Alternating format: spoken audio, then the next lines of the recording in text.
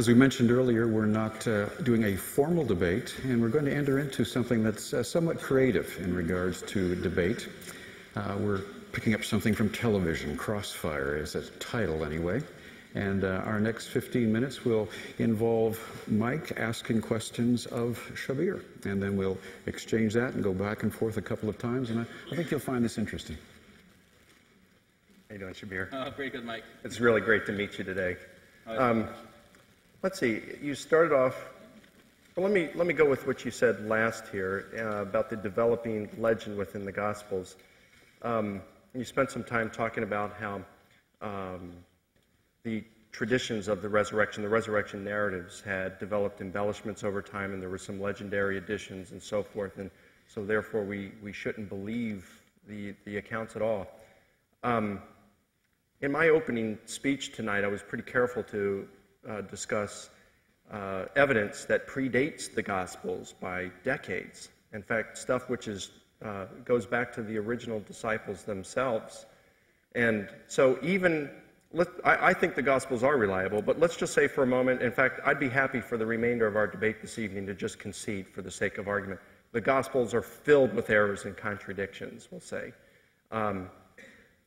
How does that impact the evidence that I provided, which, again, comes decades earlier? I mean, it seems to me that what happened is you're assaulting this hill and you're throwing grenades and we're seeing explosions, but I'm on this other hill and I'm saying, what's he doing over there? My army's on this hill. And how would you respond to that? Well, the evidence which you have cited showing that there was an early acknowledgement that Jesus reappeared to his disciples is not something that historians deny, or that what I have presented denies. You have evidence that there was a blossoming Christian faith. People believed that Jesus is alive. Muslims believe that Jesus is alive. But the belief that someone is alive and in heaven with God does not necessitate his bodily resurrection. In the Gospels themselves, you have it that Jesus proclaims that Abraham and Moses are alive. They're alive with God. But the belief that they're alive does not necessitate their bodily resurrection. So it is quite possible that the disciples of Jesus, witnessing the crucifixion event, later on came to the conclusion, for whatever reason, that God raised Jesus from the dead. And that conclusion does not necessitate finding his tomb empty and knowing that he physically, bodily resurrected from the dead. It is just a faith expression of the closeness that Jesus had with God and the conviction of his disciples that God did not leave Jesus alone to suffer in this horrible way.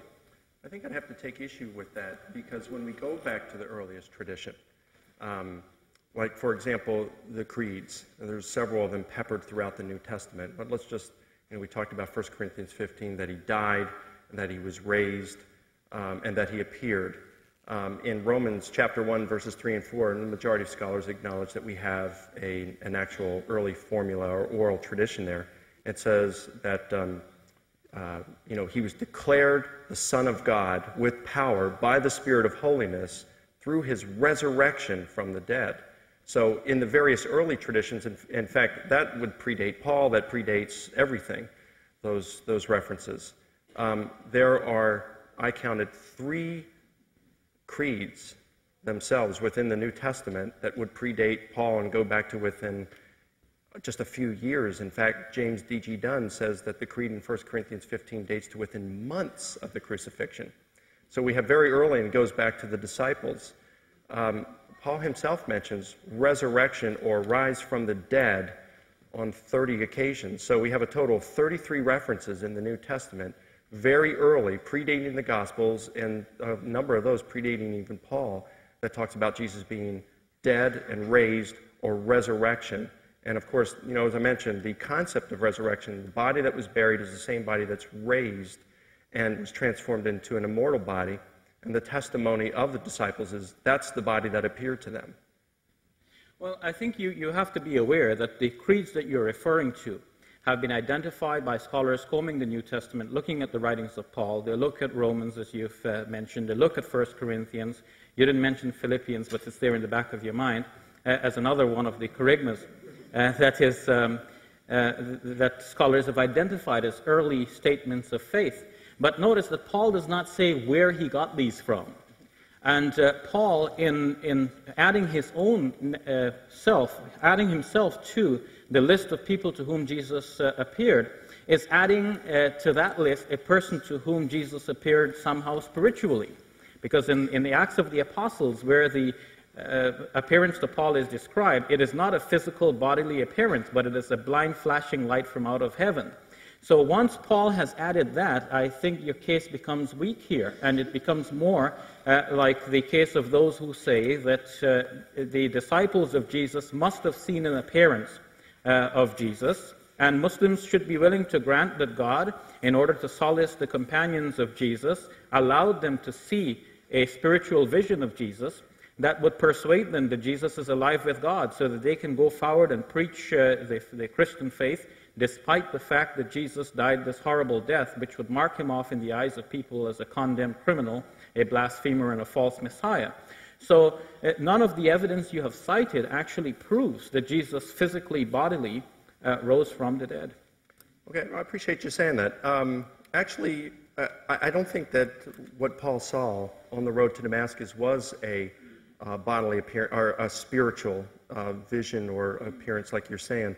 But I'm glad you grant Acts, because if you want to do that, then we'll go to Acts 13, where Paul is preaching as well. And there he very distinctly and precisely says bodily resurrection. He contrasts King David with Jesus, and he says, David died, was buried, his body decayed. Jesus died, was buried, and his body also, but his body did not decay. Rather, God raised it up, and of that we are all eyewitnesses. So in doing so, he's certainly contrasting what happened to David with Jesus and saying Jesus' body did not decay. He raised it up, and we're eyewitnesses to this. Now, if you mention Paul, we have to also say, even if we do take that appearance in Acts chapters 9, 22, and 26, where he sees him on the road to Damascus, and it's the bright light, this is a post-ascension appearance. So that could certainly account why the difference. It's the disciples saw him right after he had been raised from the dead, but Paul is seen after he ascended to heaven. And Paul elsewhere in his own writings is very clear about bodily resurrection. For example, in Romans 8:11 he says, the Spirit who raised Jesus from the dead will also give life to your mortal bodies. So certainly referring to bodily resurrection there. And then you have Colossians 2:9, where it says, in Christ all the fullness of deity dwells in bodily form, and he's using the present tense, and of course this is after post-ascension, so Paul's view is still that Jesus is in a body. I mean, there's numerous references like this, so I would just have to disagree with you that he's referring to a vision or a spirit here. And then in terms of where he got the information from, in Galatians chapter 1, verse 18 and 19, he says that 3 years after his conversion, which would have been about 5 years after the crucifixion, he goes up to Jerusalem to meet with the disciples, and he meets with Peter. He says, I met with Peter, and the Greek word used there is hysteresis, from which we get the English word history. And the word would mean that he went up and he did this historical investigation. He was asking for history of Jesus from Peter. And many scholars believe that this is at the point where Paul received this creed in 1 Corinthians 15 and all this, because he was asking a history of Jesus, and that's where he would have received the information from. Well, I think you've said it yourself, Mike, that there is an assumption there that Paul got this from Peter, but Paul doesn't actually say that. And we have to assume that Paul got it from there. Moreover, where Paul speaks about bodily resurrection elsewhere, that does not necessarily mean that Jesus' resurrection was of the same sort. You cannot say that because things generally happen a particular way, every specific case happens as the general case. Moreover, once Paul has been added to that list of appearances, you cannot preclude the fact that others received a similar appearance to the one that Paul received, which is something like a blinding light, something like a spiritual, a non-physical appearance, not Jesus appearing in a bodily form, but a blinding light in heaven. And when you put us all together, you realize that what Mel Gibson, for example, has shown in the movie, that Jesus is sitting there in the tomb, and we get a chance to see in the tomb that nobody else has seen 2,000 years ago. This is exactly the kind of evidence we would have liked to have, and we don't have. So finally, we should say that the evidence for the resurrection of Jesus from the dead is lacking. And if Muslims and Christians believe that God miraculously raised Jesus into heaven in a mysterious way that we do not know how, and that we do not need evidence for, but we accept on faith, this would be fine. But you have made it necessary, and other apologists like yourselves have made it necessary to prove that Jesus actually rose from the dead. And this is where you are in the difficulty. I don't see it as a difficulty because, can I just respond to that? Sure. Because the disciples themselves made it an issue. They claimed resurrection. That's what their claim was. Yeah, but you see, they didn't make this the issue that they must prove. It was Paul who made this the issue. Because it was Paul who said, I've decided to know nothing else but Christ and Him crucified. It was Paul who said, and you quoted him, that if Christ is not raised from the dead, then the Christian faith is vain. But why should it be so? Why couldn't the suffering of Jesus, as in the Passion, be enough to base one's faith in Jesus? Why couldn't all of His miraculous teachings, His healings, all of His beautiful teachings which are found in the Sermon on the Mount, why couldn't that be the basis for Christian faith? Why does He have to resurrect from the dead? God Okay, now we're starting to shift questions here, which is part of the intention to have these parties just unlock and step back a little bit, take a breath, and now we'll shift the initiative at this point to Shabir. He can pick up and carry on, or move on to other topics. Yes. Mike, in your presentation, you presented what you called 3 irrefutable facts. And they're facts you think that have been agreed upon by everyone. 1 is the death of Jesus on the cross. 2 is the empty tomb. And 3rd, His reappearance to His disciples. Now, if you trace the logic of where I was actually leading with my questions, I've already started the question period for you. Now, where you have actually put yourself in a difficulty here is with first acknowledging that it is historically certain that Jesus died on the cross. Now, the circumstances of His death would mark Him off as a blasphemer. As a Muslim, I believe in Jesus, but I believe in Him by virtue of my belief in the Quran. I've said that in my opening presentation. But what Christian apologists are asking me to do is to leave my Quran aside, to say that this is not historical. I must go with the information that is there in the Gospels, based on which the historical conclusion is that He certainly died under Pontius Pilate. Now, if He certainly died under Pontius Pilate as a blasphemer, as a curse of God, as Paul would put it, and that is certain, and if the evidence for His resurrection from the dead is not certain, but you can say 75% of scholars agree on that, and of course you mean evangelical conservative scholars. Oh, not at all. And if you say scholars who study it, you're not referring to scholars who have just dismissed it and do not bother even to look at it. Yes, now, because of course of other conclusions that have already been firmly fixed, conclusions that they know about the history of the Gospels, the way they have been written, and so on. So now, having backed yourself into that corner, you have to provide irrefutable evidence that He also resurrected from the dead. And that is the evidence which you do not have, because you have Gospels which have been evolved over time. The earliest Gospel, the Gospel according to Mark, does not have the ending which we would love to see, Jesus reappearing to His disciples. Somebody had to fix that in later on. You have the later improvements that I've spoken about. How do you respond to that? Well, as far as the irrefutable evidence, that is a tall burden of proof right there. I don't think we can do that for anything. I mean, we can't prove anything with 100% certainty. I can't prove that I'm 42 years old.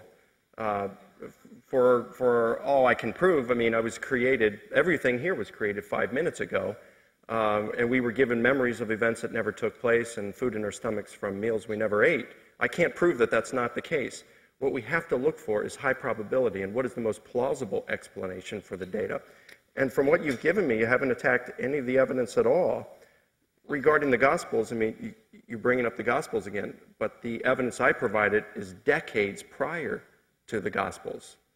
And so attacking the Gospels, again, for the sake of our debate this evening, I'm more than happy to grant that the Gospels are totally unreliable and filled with errors and contradictions.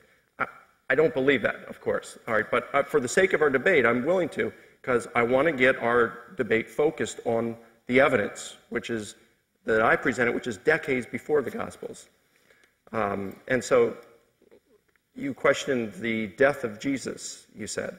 And on what basis do you do that again? Okay, now you switched the questioning. Forgive me, I'm sorry. Forgive me. You're in control. Yeah, first I should remind you, Mike, that I did not say that none of the gospel is reliable. But I did say that the Gospels have evolved over time. And once we peel back the layers of evolution in the Gospels, we realize that in the earliest strata, there is not sufficient evidence to conclude that Jesus both died on the cross and resurrected from the dead, or that he reappeared to his disciples. Once we acknowledge that, and you have the earliest strata of evidence, which is prior to the Gospels, which you mentioned, and we see that in the earliest strata, which you mentioned, there is no firm declarative statement that Jesus physically, bodily raised from the dead, then we can see the evolution even starting with those declarations. From the declarations of Paul, that Jesus reappeared to his disciples, and that this forms the bedrock of Paul's emerging faith. Naturally, the Gospels, which would be written later by followers of Paul, would want to prove that Jesus actually physically rose from the dead. And they have taken the story further. And so we see one stage in Mark, we see a further development in Matthew, a further development in Luke, and then the final development in John's Gospel. And a further development in Mel Gibson's movie. So there are improvements along the line. What Mel Gibson has done is nothing new. This is what the Gospel writers have done too. They have improved, they have told the story the way they thought it should have been told. And Mel Gibson has done that. We need to see Jesus sitting there. We need to see Jim Caviezel back alive without any stripes on his body, just the one little nail wound in his palm, where it shouldn't be anyhow. So Gibson has told it the way it ought to be told. Each gospel writer in his own time has told it the way he thought it ought to be told. Given this evolution of the Gospels, peeling back to the earliest strata of tradition, can you be satisfied in the earliest strata of tradition Jesus actually died on the cross and that he reappeared to his disciples in a physical bodily form? Offer evidence of that. I have. It's the early oral traditions and Paul himself. You mentioned the Gospels, but again, I'd like to express I'm willing to grant you the Gospels have legend and errors and all kinds of problems for tonight's debate. But I'm still on this other hill, and I'm waiting for you over here. Now, you had mentioned about... No, I'm not going to ask you a question. I'm sorry. You said that... no... You can't just wait and let him ask the question. Okay. I'll wait for that. No statement that Jesus died in the earliest strata? Well, yes, there is. I mean, in that creed that was within 5 years, and James Dunn, in his new book, Jesus Remembered, said that the tradition in this creed dates back to within months of the crucifixion. Months. And the creed says that he died, and that he was buried, and that he was raised on the third day. And then you go down a couple of verses later. What's really interesting is Paul says in verse 1, I'm going to preach to you the gospel. And then he gives the creed in verses 3 through 8. And then in 9 he says, hey, whether it's me or they, the apostles, the disciples, we preach Jesus and him crucified. In other words, or I'm sorry, I'm mixing up, forgive me.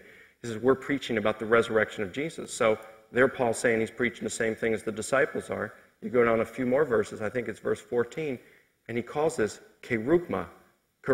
In other words, he's identifying it as the formal and official preaching of the disciples. So, I mean, this is very early tradition. And then we have Paul again.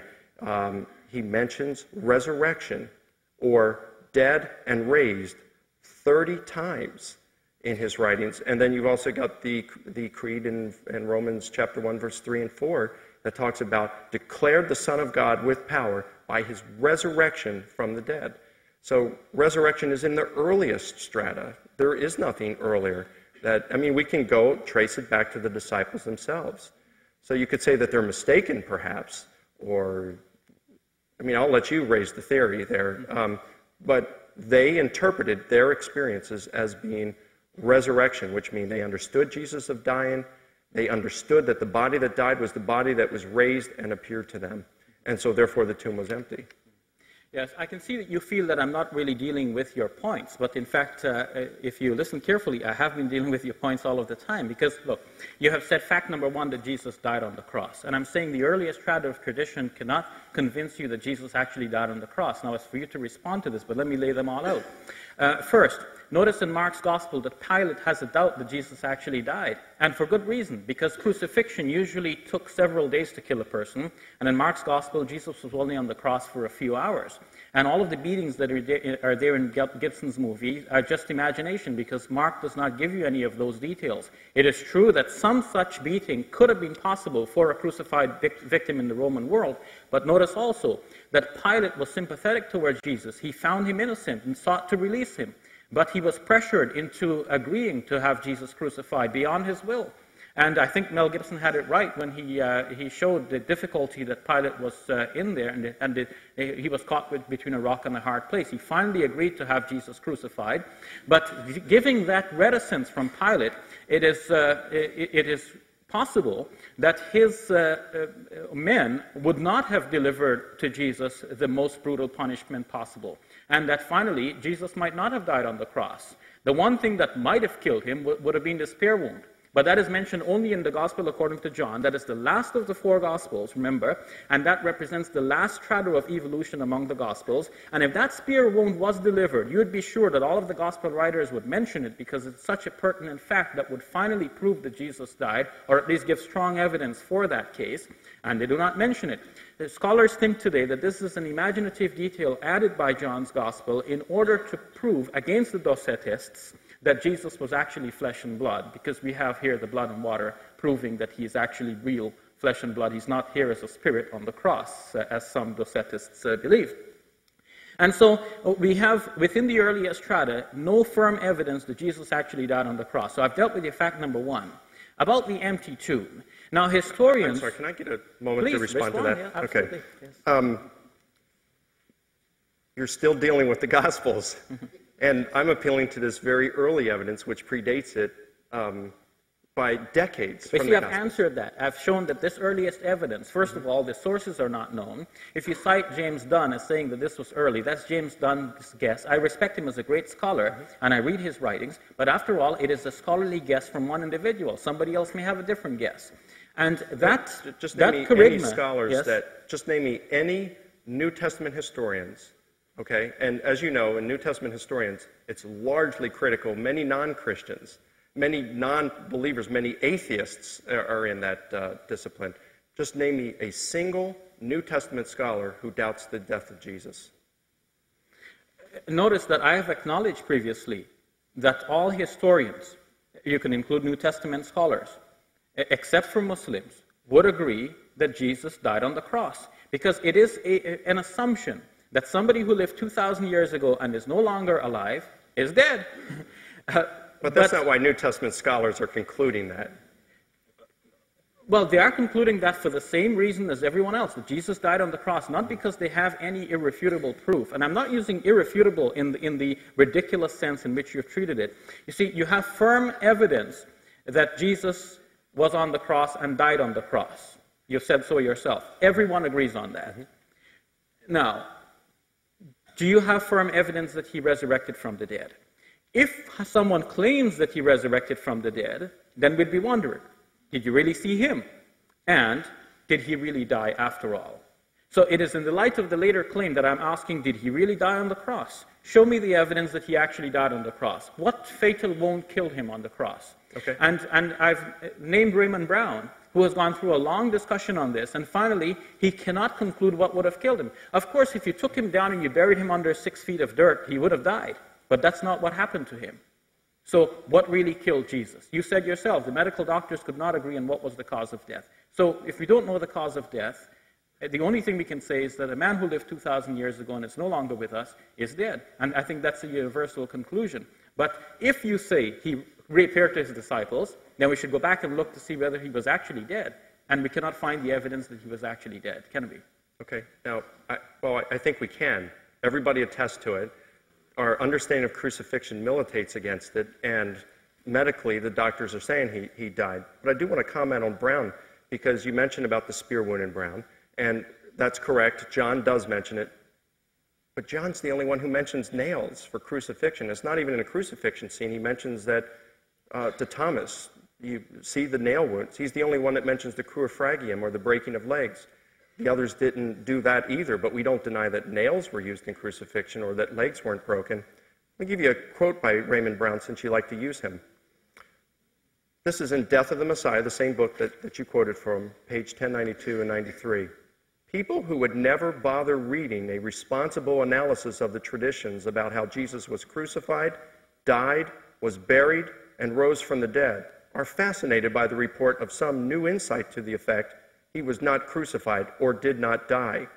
And then on page 1373 he says, except for the romantic few who think that Jesus did not die on the cross, most scholars accept the uniform testimony of the Gospels that Jesus died during the Judean prefecture of Pontius Pilate. So, again, you brought up the Gospels, and I'm on this other hill, and Raymond Brown is with me. Not really.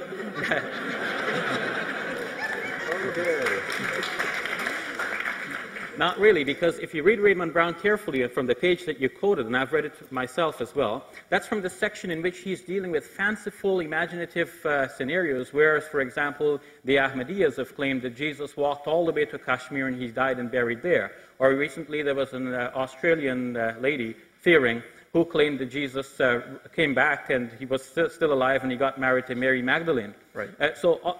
Brown was responding to this kind of imaginative detail.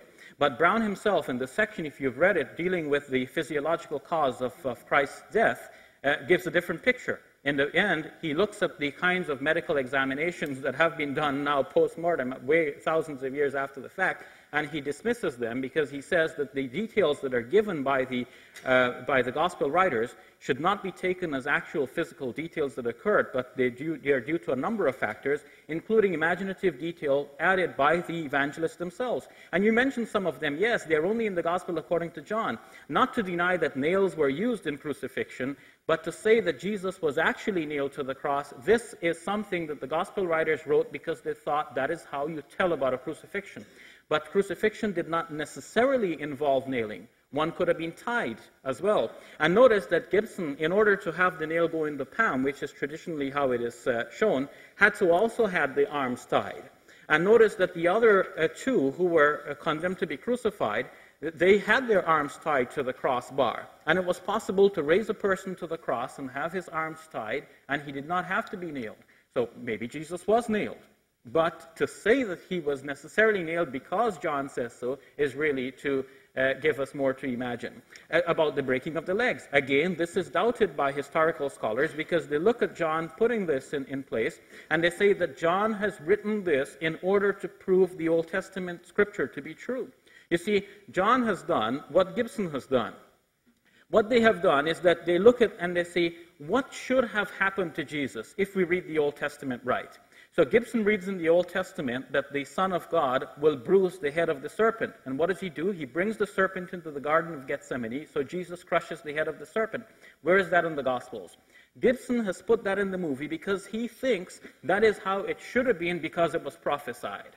In a similar way, scholars have found that the four gospel writers have written things into the Gospels about Jesus, not because this was physically witnessed in the life of Jesus, but because this is how the writers read the Old Testament. They thought this should have happened to Jesus, and so they wrote it. So John thought that there has to be some way in which there is an attempt, people's legs are being broken, but not Jesus's, because it was written, his legs shall not be broken. Even though that was written about the Paschal Lamb, it's something entirely different. They will look on the one whom he has pierced. Even though that is about false prophets who were pierced because they were false prophets, John brings that here about Jesus, even though Jesus is not a false prophet, and that passage had nothing to do with Jesus. But John adds these details, not because they actually physically, historically were witnessed in the life of, or around the death of Jesus, but because John thought that this should have happened, because the Old Testament said so, and he wrote it as though it happened, and the Old Testament confirmed it. Okay. I notice it's my turn, so how about if I just continue with that? Is that okay? Well, let's take a break and a breath for a moment. I'm not sure if we're debating Mel Gibson or Brown or what here,